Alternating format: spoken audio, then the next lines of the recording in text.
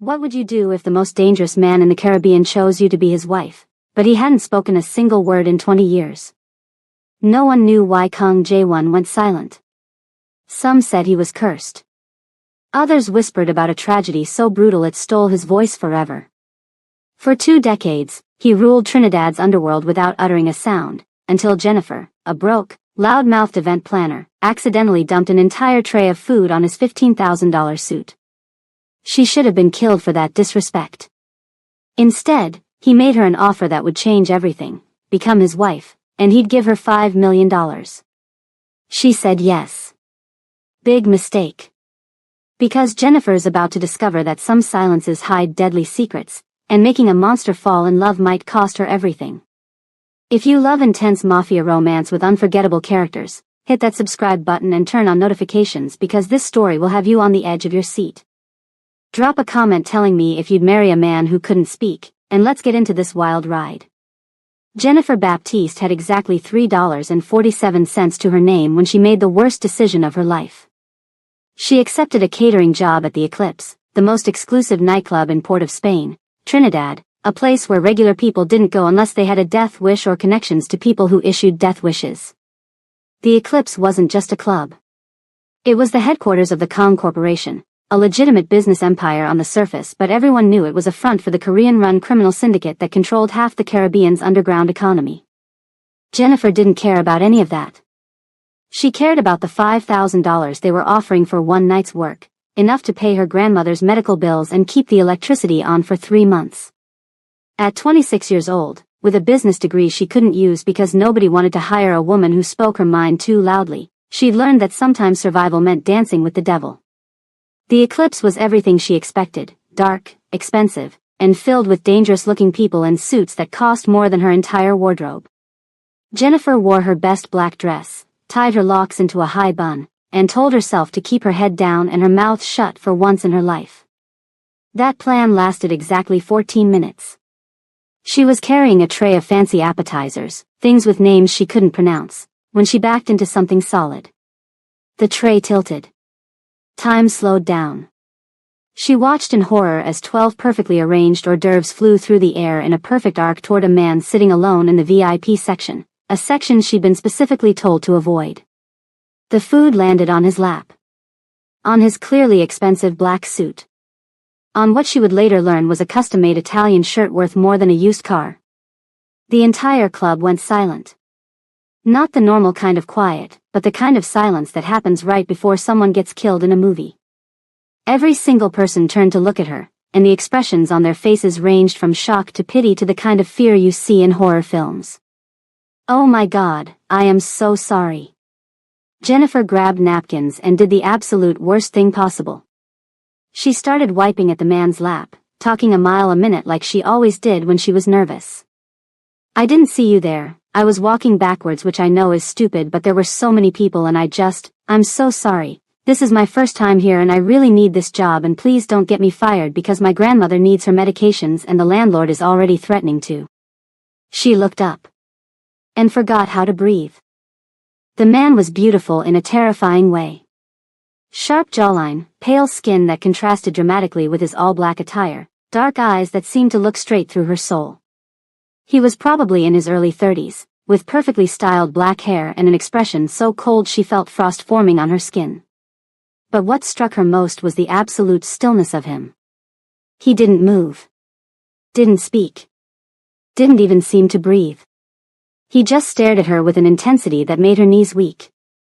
"Sir, I'm really sorry. I'll pay for the cleaning, or the suit. I mean, I can't actually afford to pay for the suit because it probably costs like a year of my salary, but I'll make payments or..." She was still talking, still wiping, until a hand grabbed her wrist hard enough to bruise. A man who looked like he ate steroids for breakfast pulled her away. "Do you have any idea what you just did?" "I spilled food on someone. I said I was sorry." "That's Kang Jae-won." The man said the name like it should mean something. When Jennifer just blinked at him, he looked at her like she was the dumbest person alive. The Kang Jae-won. Owner of this club. Head of the Kang Corporation. Oh. Oh no. Jennifer looked back at the silent man, who was now standing. He was tall, probably 6 feet, and he moved with the grace of a predator. He pulled out a white handkerchief, wiped his hands slowly, and then did something that made her blood run cold. He looked directly at her and pulled out his phone, typing something. A second later, the man gripping her wrist's phone buzzed. He looked at it and his face went pale. Boss says to bring her to his office. Listen, I really am sorry, but I should probably just go. Jennifer started backing away. That wasn't a request. 5 minutes later, Jennifer found herself in the most luxurious office she'd ever seen, all dark wood and leather, with floor-to-ceiling windows overlooking the city. Kang Jae-won sat behind a massive desk, perfectly still, watching her like a hawk watches a mouse. She couldn't help herself. When she was nervous, she talked. So, nice office. Very dark and intimidating, really sets the mood. Is that a real Monet? It's probably fake, right? Nobody keeps real Monets in a nightclub office. Although you seem like the kind of person who would. You seem like you do whatever you want. Not that I'm saying you're a criminal. I'm sure you're very legitimate. The Kang Corporation probably does lots of legal things. Do you speak English? You haven't said anything. Oh God, do you only speak Korean? I don't speak Korean. I barely passed Spanish in school. Jae-won did nothing. Just watched her with those unreadable dark eyes. Then he picked up a tablet and typed something, turning it to face her. You damaged a $15,000 suit. How do you plan to compensate me? Jennifer's eyes went wide. 15,000? For a suit? That's insane. That's criminal. I mean, not that you're a criminal, but whoever sold you that suit should be arrested for robbery. He almost smiled. She could swear she saw the corner of his mouth twitch for a fraction of a second. He typed again. You're either very brave or very stupid to speak to me this way. Definitely the second one, Jennifer admitted. Look, Mr. Kang, I don't have $15,000. I don't have $1,500. I have $3.47 and a grandmother who needs insulin. If you want to kill me or whatever it is you do to people who disrespect you, fine, but can you wait until after I get paid for tonight so I can at least leave something for my grandmother? This time he definitely almost smiled. He studied her for a long moment, then typed something on his phone. Immediately, the office door opened and a woman in an expensive suit walked in, giving Jennifer a look that could freeze fire. Yes, boss? The woman asked. Jae-won showed her his phone. The woman's eyes went wide. Sir, are you sure? He nodded once, firmly. The woman turned to Jennifer with barely concealed disgust. Mr. Kang has a proposition for you. He needs a wife. Jennifer laughed. Then she realized no one else was laughing. Wait, you're serious? Mr. Kang's business interests require him to appear stable and settled. He needs a wife for public appearances, social events, and to satisfy certain business partners who view unmarried men as untrustworthy. It would be a contractual arrangement. 1 year. You would live in his residence, appear at designated functions, and play the role of a devoted spouse. In return, all your debts will be cleared, your grandmother will receive the best medical care available, and at the end of the year, you'll receive $5 million. Jennifer's brain short-circuited. $5 million to pretend to be married to a man who doesn't speak. Jae-won's eyes narrowed slightly. He typed again. I don't speak. I'm not deaf or stupid. I understand everything. And I have my reasons for my silence. What reasons? Jennifer asked before her brain could stop her mouth. The temperature in the room dropped 20 degrees. Jae-won's expression went from cold to absolutely glacial. He stood, buttoned his ruined jacket, and walked toward her with slow, deliberate steps. He stopped close enough that she could smell his cologne, something expensive and woodsy. He was so close she had to tilt her head back to meet his eyes. He raised his hand and she flinched, but he didn't strike her. Instead, he gently touched his own throat, then typed on his phone with one hand. Some silence is chosen. Some is survival. Don't ask me again. There was so much pain in those words, hidden beneath the ice, that Jennifer felt her heart crack a little. She was a sucker for broken things. Always had been. That's why she had 3 stray dogs, 4 cats, and a parrot with anxiety at home. Okay, she heard herself say. I'll do it. Everyone in the room looked shocked, including J1. He studied her face, searching for something. Then he nodded and extended his hand. She took it. His hand was warm, strong, and surprisingly gentle. They shook once, and Jennifer Baptiste sealed her fate. The next 72 hours were a blur. Contracts were signed, non-disclosure agreements were executed, and Jennifer's entire life was packed into boxes and moved to J1's estate in Maryville, an area where houses were actually mansions and neighbors were either diplomats or drug lords, sometimes both. The estate was ridiculous. 8 bedrooms, 10 bathrooms, an infinity pool, a garden that required a full-time staff, and security that could rival a military installation. Jennifer was given the bedroom next to J1's master suite, connected by a door that he immediately showed her how to lock from her side. He was a silent gentleman, she'd give him that. Her grandmother, Mama D, was moved to a private medical facility that looked more like a 5-star hotel than a hospital. When Jennifer visited her and explained she'd gotten married suddenly, Mama D had looked at her with knowing eyes. Baby girl, what kind of trouble you get yourself into? The kind that pays your medical bills and comes with a hot husband who doesn't talk back, Jennifer joked, but Mama D didn't laugh. Just be careful. Money like that always comes with strings. And strings can become chains real quick. Jennifer thought about those words as she prepared for her first public appearance as Mrs. Kong. It was a charity gala, full of Trinidad's elite and several international businesspeople. She wore a designer dress that cost more than her old apartment, had her makeup done by a professional, and felt like a complete fraud. J1 appeared at her door in a tuxedo, looking like he'd stepped out of a magazine. He extended his arm silently. She took it, and they descended the stairs together like they'd done this 1,000 times. In the car, Jennifer couldn't stand the silence. So, do we have a story? How did we meet? How long have we been dating? Do we have cute couple nicknames? You probably hate nicknames. You seem like you'd hate nicknames. I could call you Jay. Or 11. Actually, 11 sounds like a dog's name. Definitely not 11. J1 pulled out his phone and typed. We met at a business function. It was love at first sight.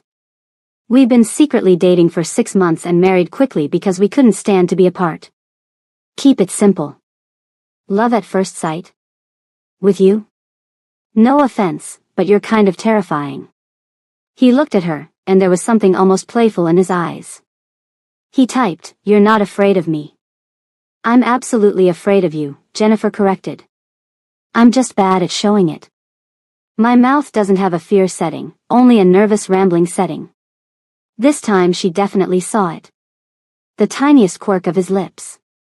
The smallest hint of a smile. It vanished so quickly she might have imagined it, but it felt like a victory. The gala was exactly as boring as she'd expected. Rich people eating expensive food, drinking expensive wine, and talking about expensive things. Jennifer smiled, played her role, and held on to J1's arm like a devoted wife. He was the perfect fake husband, attentive without being clingy, protective without being possessive. Several times, when men tried to talk business with him, he'd simply show them his phone with pre-typed responses or have his assistant, the Ice Queen woman named Ms. Park, speak for him. Everything was going perfectly until a man with a Russian accent and a scar across his cheek approached them. Kong J1. I heard rumors you'd gotten married. I didn't believe them. The man's eyes raked over Jennifer in a way that made her skin crawl. Interesting choice. I didn't know you liked them so exotic. Jennifer felt J1 go absolutely rigid beside her. The air around them became heavy with danger. J1's hand moved to his pocket, but Jennifer spoke before he could pull out his phone. Exotic? Honey, I think you mean gorgeous, intelligent, and way out of your league. She smiled sweetly, with all her teeth. And I didn't know they let people who peaked in the 80s into events like this, but here you are, rocking that scar like it's a personality trait. How brave. The Russian's face turned red. Several people nearby stopped talking to watch. Miss Park looked like she wanted to drag Jennifer away by her hair. But J1 did something unexpected. His shoulders shook slightly. His hand came up to cover his mouth. His eyes crinkled at the corners. He was laughing. Silently, but definitely laughing. The Russian looked between them, clearly not used to being mocked. You have no idea who I am. A man with poor manners and worse cologne? Jennifer suggested. Listen, sir, this is a charity event. We're here to help people, not stroke the egos of men who think intimidation is a substitute for personality. So why don't you go find someone else to bother while my husband and I enjoy our evening? She turned away, pulling a still silently laughing J1 with her. As soon as they were out of earshot, Miss Park appeared at their side, her face pale. Mrs. Kong, do you have any idea what you just did? That was Dmitry Volkov. He runs the Russian operations in the Southern Caribbean. He's Mr. Kang's main competitor and a very dangerous man. He was rude, Jennifer said simply. I don't care how dangerous he is. Nobody talks about my husband like that. J1's hand squeezed hers gently. When she looked at him, his eyes were warm, proud even. He typed on his phone and showed it to Miss Park. She stays by my side for the rest of the night. And increase security. Volkov doesn't handle humiliation well. The rest of the evening passed without incident, but Jennifer noticed the increased number of large men in suits surrounding them. When they finally returned to the estate, she was exhausted. She kicked off her heels in the foyer and groaned. How do people do this regularly? My feet are screaming. My face hurts from smiling. And I'm pretty sure I ate something with caviar, which is just fancy fish eggs, and that feels weird. J1 removed his jacket and bow tie, and gestured for her to follow him. He led her to the kitchen, a massive space with marble countertops and appliances that looked like they belonged on a spaceship. He opened the refrigerator and pulled out containers, setting them on the counter. Jennifer watched in fascination as the silent Mafia boss heated up pulao, stewed chicken, and macaroni pie, clearly leftovers from what the household cook had made. He plated the food beautifully, poured her a glass of wine, and gestured to the breakfast bar.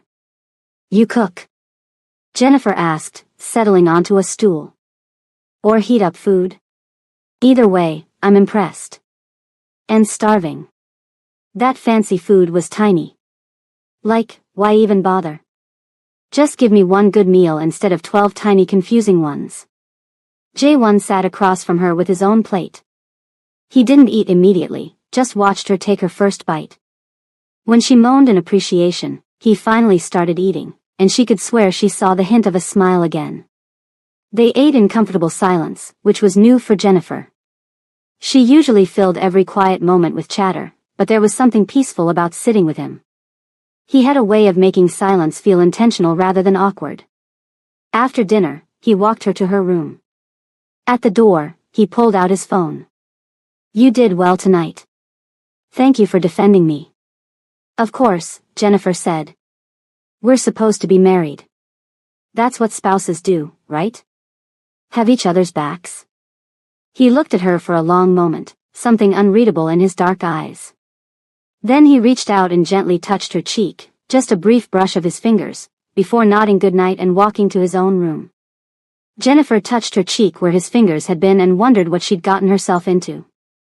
If you're loving this story so far, don't forget to like this video and share it with someone who loves intense romance. And stick around because things are about to get even more complicated for Jennifer and J1. The first month of marriage was an adjustment. Jennifer learned J1's routines, his silent ways of communicating, the small gestures that meant everything. A hand on her lower back meant danger was near. A slight head tilt meant he was amused. The way he'd bring her coffee in the morning, exactly how she liked it, meant he was paying attention to every detail of her life. She also learned about his business, or at least the parts Ms. Park deemed safe for her to know. The Kong Corporation had legitimate interests in shipping, real estate, and tech, but everyone knew the real money came from less legal ventures.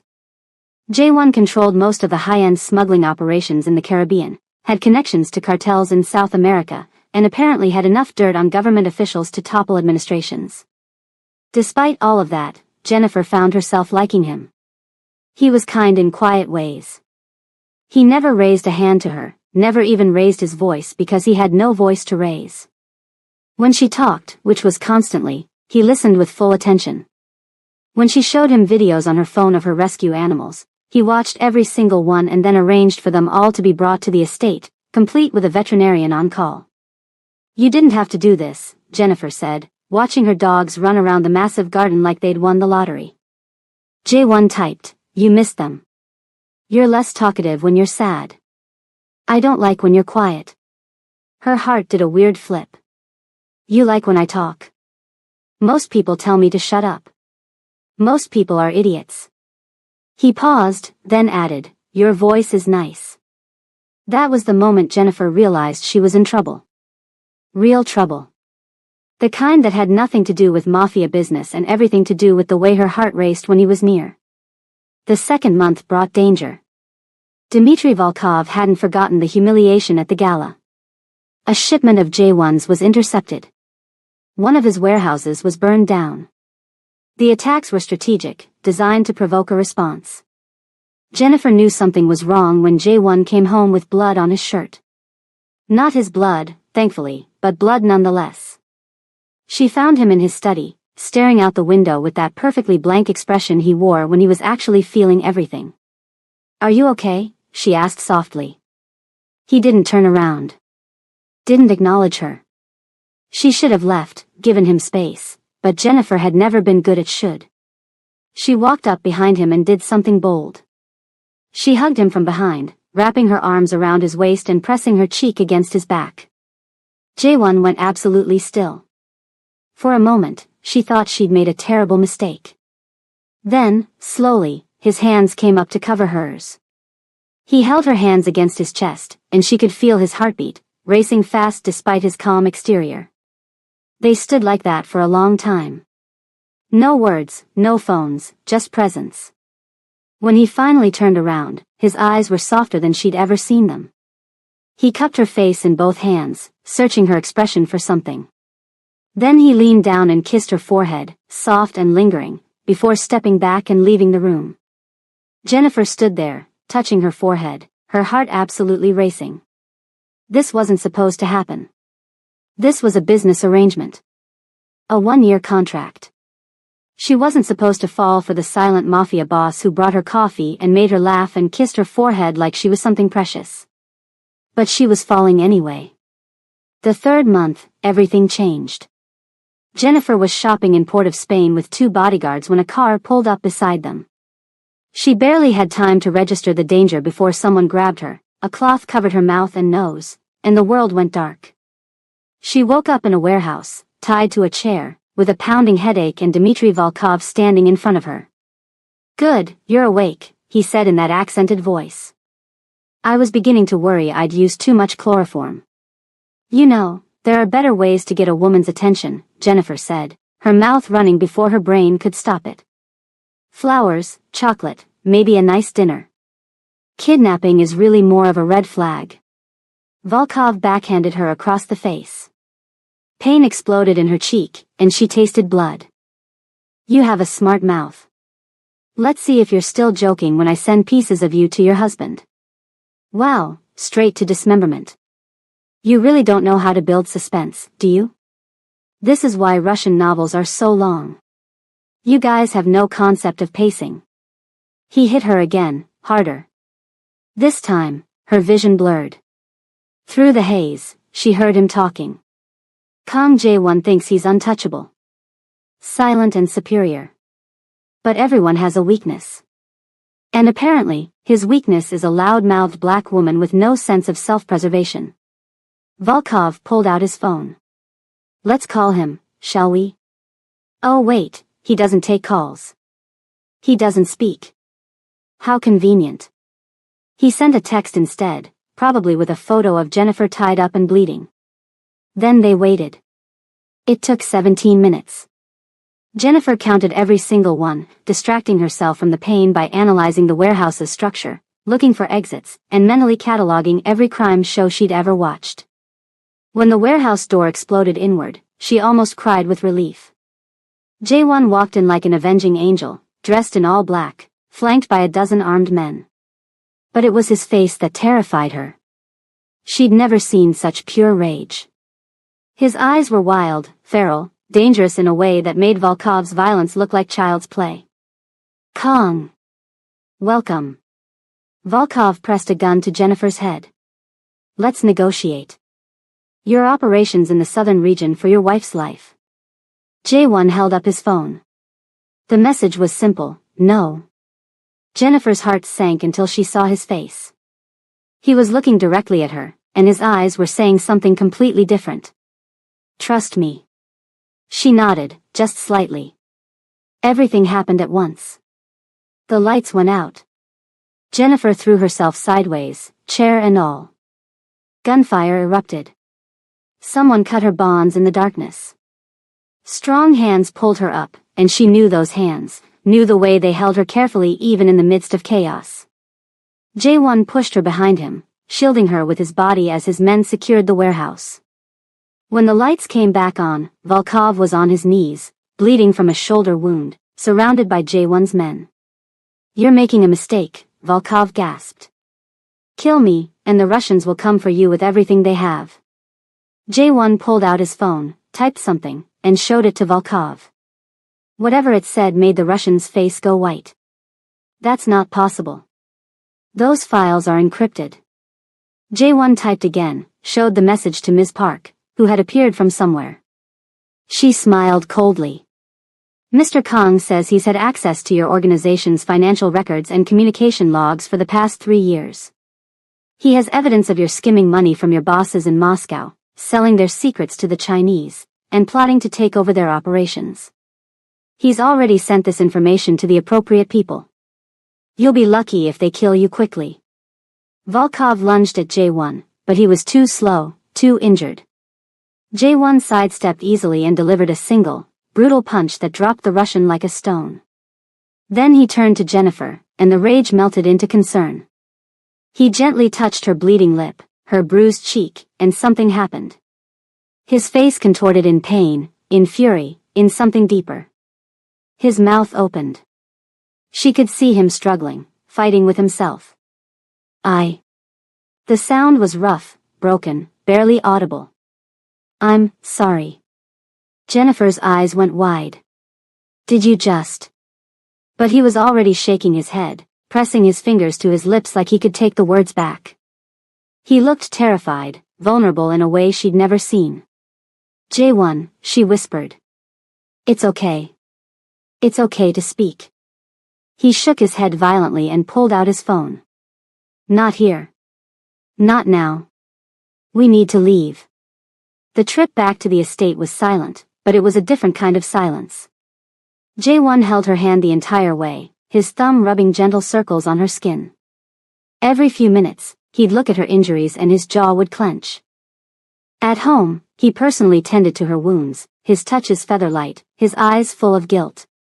When he was done, he tried to leave, but Jennifer caught his hand. Stay. Please. He hesitated, then nodded. He sat beside her on the bed, and she leaned against him, exhausted and aching and emotionally overwhelmed. Thank you for saving me, she whispered. He pulled out his phone. Thank you for trusting me. When I saw you hurt, He didn't finish typing. Instead, he set the phone aside and pulled her closer, wrapping his arms around her like he was afraid she'd disappear. That night, Jennifer slept in Jae-won's bed, held safe in his arms, and realized that somewhere along the way, this had stopped being fake. The 4th month brought revelations. Ms. Park, perhaps feeling guilty about the kidnapping happening on her watch, told Jennifer the story everyone else knew but nobody spoke about. 20 years ago, Jae-won had been 12 years old and learning the family business from his father. They'd been in Korea, meeting with a rival organization to negotiate peace. But it was a trap. Jae-won watched his father and 2 older brothers get executed, watched his mother get killed when she tried to protect him. The rival boss had grabbed young Jae-won and told him, scream. Beg. Give me a reason to let you live. But Jae-won hadn't made a sound. Even as they beat him, even as they tortured him, even as they left him for dead in a warehouse, he stayed silent. Silence became survival. Silence became armor. His uncle had found him 3 days later and brought him to Trinidad, far from Korea and the politics that had killed his family. Jae-won recovered physically, but he never spoke again. His uncle built the Kong Corporation into what it was today, and when he died, Jae-won took over at 21. 11 years of running a criminal empire in complete silence, communicating only through text and action, feared and respected and utterly alone. Until a talkative event planner spilled food on him and refused to be intimidated by his silence. Jennifer cried when Miss Park finished the story. She went to Jae-won's study and found him working, as always. He looked up when she entered, and his expression shifted to concern when he saw her tears. "Why didn't you tell me?" she asked. He knew immediately what she meant. He set down his tablet and gestured for her to come closer. When she did, he wiped her tears and typed slowly. "Some pain is too deep for words. Even if I could speak, I don't know if I could explain. You spoke. At the warehouse. You said you were sorry. I know. It shocked me too. I haven't spoken in 20 years. But seeing you hurt, knowing it was my fault you were in danger, something broke inside me. Or maybe something healed. It wasn't your fault. You're in my world because of me. Every danger you face is because you're my wife." "Fake wife," Jennifer corrected, though the words felt hollow. Jae-won looked at her with such intensity that she forgot how to breathe. He typed, "Is that what you still think this is? Fake? I don't know what to think. This was supposed to be business. A contract. 1 year and then we go our separate ways. And if I don't want to go separate ways?" Jennifer's heart stopped. "What are you saying?" Instead of typing, Jae-won stood and cupped her face in his hands. He leaned down, giving her every chance to pull away, and when she didn't, he kissed her. It was soft and sweet and desperate all at once. 20 years of silence and loneliness poured into a single kiss. When they finally broke apart, Jennifer was crying again, but for different reasons. "I love you," she whispered. "I know I'm not supposed to. I know this wasn't part of the deal. But I love you." Jae-won pressed his forehead against hers, his eyes closed. She could feel him struggling, fighting with himself. His mouth opened. Closed. Opened again. "I." His voice was rough, unpracticed, broken. "I love you, too." The words were halting, painful, barely more than a whisper. But they were words. Real words. Spoken out loud. Jennifer kissed him again, and this time, neither of them held back. 20 years of silence, 4 months of pretending, all of it dissolved into truth. They made love slowly, carefully, Jae-won speaking with his body since words were still so hard, showing her with every touch how much she meant to him. Afterward, lying tangled together, Jennifer traced patterns on his chest. "You don't have to speak if it's too hard," she said softly. "I fell in love with you silent. I'll love you the same either way." Jae-won kissed her forehead, then picked up his phone. "You make me want to try. You make me want to be more than my trauma." The 5th month brought challenges from an unexpected source. Jae-won's cousin, Kang Min-jun, arrived from Korea with plans to absorb the Caribbean operations back into the main family business. He was smooth, handsome, and he spoke perfectly, everything Jae-won wasn't. Cousin, Min-jun said at a tense family dinner, speaking Korean while Ms. Park translated. "Uncle built something impressive here, and you've maintained it admirably. But don't you think it's time to come home? To speak with the main family?" "Oh, wait. You can't speak." Jennifer's fork clattered against her plate. "Excuse me? I'm just saying, how can he run operations when he can't even have a conversation? When I have to hear everything secondhand through assistants? He runs operations just fine. Better than fine. Everyone respects him. They fear him," Min-jun corrected. "That's not the same thing. Fear fades. Respect built on communication lasts." He turned to Jae-won. Sign over the Caribbean territory. I'll make sure you're compensated. You can retire, enjoy your unexpected marriage, live quietly. Jae-won's expression was carved from stone. He pulled out his phone and typed a single word, showing it to Min-jun. No. Be reasonable. Jae-won typed again, leave my house. The Cold War between the cousins escalated over the next few weeks. Min-jun tried to poach Jae-won's people, undercut his deals, spread rumors that he was unfit to lead. Some of the younger members of the organization, ones who didn't remember Jae-won's ruthless rise to power, started questioning his leadership.